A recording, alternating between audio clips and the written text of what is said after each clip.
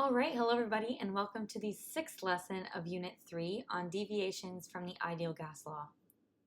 Today's understanding is that gas properties are explained macroscopically using the relationships between pressure, volume, temperature, moles, and the gas constant, and it's explained molecularly by the motion of the gas.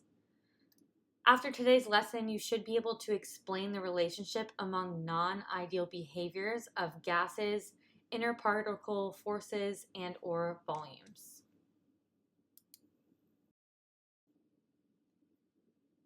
So when do gases deviate from the ideal gas law? We know the ideal gas law assumes that particles essentially have no volume and no attractions, but in reality, at a high pressure and low temperature, those assumptions break down. So at a high pressure, gas particles are crowded, and when they're so close together, their own volume becomes significant, so that goes against the ideal gas law. And at low temperatures, particles move slower. And when particles are moving slower, there's more opportunity for them to attract to one another through their intermolecular forces.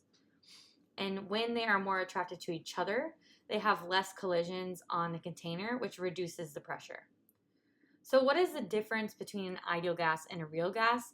Well, we know an ideal gas, the assumptions are that particles have no volume, collisions are perfectly elastic, which means there's no energy lost or gained, and there's no interaction between the particles. However, in a real gas, particles do have volume, collisions may lose some energy, and intermolecular forces affect the motion of those particles.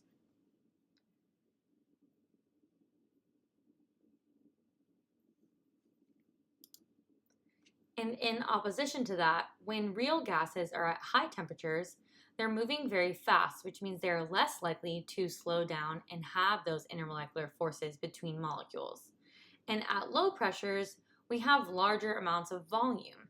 And when we have larger amounts of volume, those gas molecules are farther away from each other, which means, again, they're going to have less attraction to each other, which therefore allows them to behave more like ideal gases.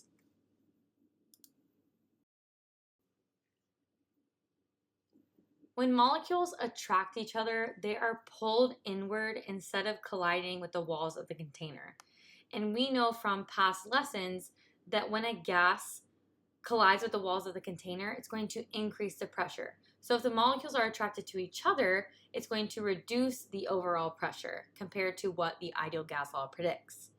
Polar molecules and large molecules with strong London dispersion forces show bigger deviations from the ideal gas law because their intermolecular forces are stronger. So at a low temperature or a high pressure, deviations are going to appear because particles are occupying space and particles are attracted to each other.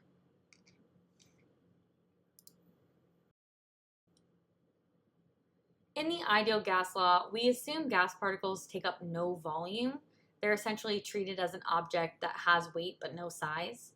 In reality, gas particles do occupy space, and at a low pressure, the container is large compared to the particle size, so their volume is negligible. At high pressure, the container volume shrinks, and the actual size of the gas particles make up a significant fraction of the total volume, like you see in the diagram. On the left side, we have an ideal gas at low pressure. So the piston is up, so the container is very large. The red square is the gas particle volume, and it's tiny compared to the total space.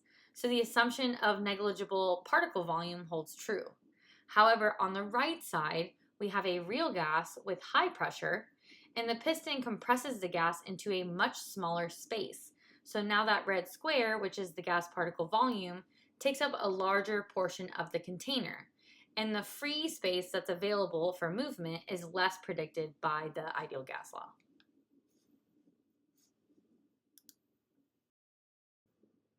So what are the key takeaways from all of this? The first is that the pressure of real gases is usually lower than the pressure of ideal gases. In the ideal gas model, particles are assumed to have no intermolecular forces and collide elastically with the wall containers. In reality, gas particles do attract with each other with London dispersion forces, dipole-dipole, hydrogen bonding, etc. And because of those attractions, particles are pulled slightly inwards and don't strike the container walls as hard or as often. And that means the measured pressure of a real gas is lower than the predicted by the ideal gas law. The second point is that when particles attract to each other, IMFs become significant. So at low temperature or high pressure, particles move slower or are forced closer together, making intermolecular forces more noticeable. These attractions reduce the frequency and strength of collisions with the container walls, and that's why pressure drops compared to an ideal gas. The third point is that the volume of real gases is much higher than the volume of ideal gases. So ideal gases assume particles have no actual size, whereas real gas particles have a finite volume. And at high pressure, where gas is compressed, the size of the particles themselves becomes significant compared to the free space in the container. And that free volume that's available for motion is smaller. So the measured volume of the gas is larger than what the ideal gas law predicts. So overall, pressure is lower, collisions are reduced, and the volume is higher, all four deviations from the ideal gas law.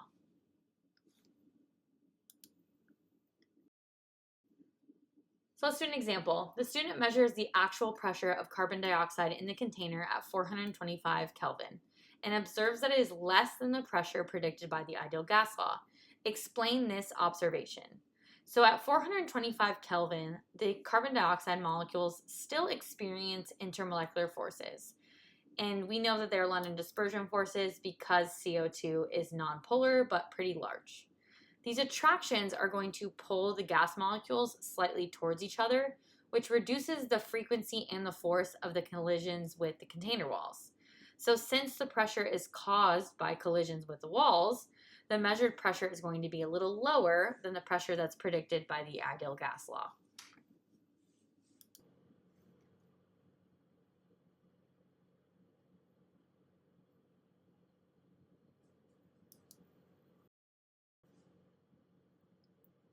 This question says that argon gas deviates more from ideal behavior at extremely high pressures than neon does.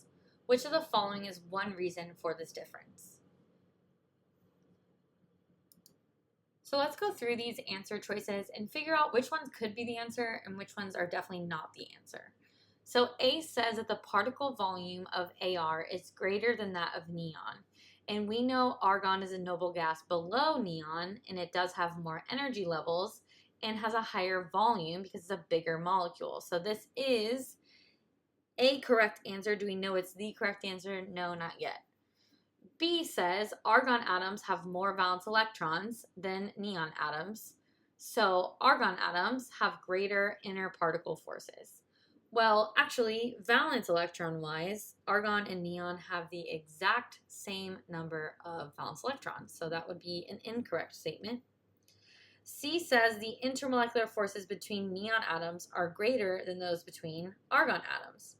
That is not correct because argon has more total electrons or a higher mass, and because of that, it is going to have greater intermolecular forces as London dispersion forces. So since its London dispersion forces are greater, this would be an incorrect statement. And then D says argon atoms are more attracted to the walls of the container than neon atoms are.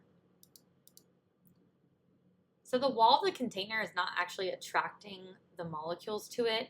The wall of the container is just being hit by the molecules because they're moving in continuous motion. So this is an incorrect statement.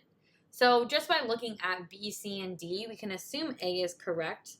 But the reason A is correct is because it's actually asking why it deviates from ideal behavior. And one of the assumptions of an ideal gas is that it has no volume. So because the particle volume of argon is much greater than neon, it's going to deviate more from that ideal behavior or the ideal assumptions. Under which of the following conditions of temperature and pressure will hydrogen gas be expected to behave most like an ideal gas? So remember, for an ideal gas, if we want a real gas to behave like one, we want high temperatures, because if they are moving with greater energy, that means they're less likely to stop and attract to one another. which means they're following those ideal gas assumptions. And we also want a lower pressure, because remember, when we have a lower pressure, our volume is usually increasing, and when we have a greater volume, those molecules are farther apart from each other, which means they're less likely to, one, collide, and less likely to, two, attract to one another. So we're looking for the answer choice that has the highest temperature and the lowest pressure, which in this case would be C.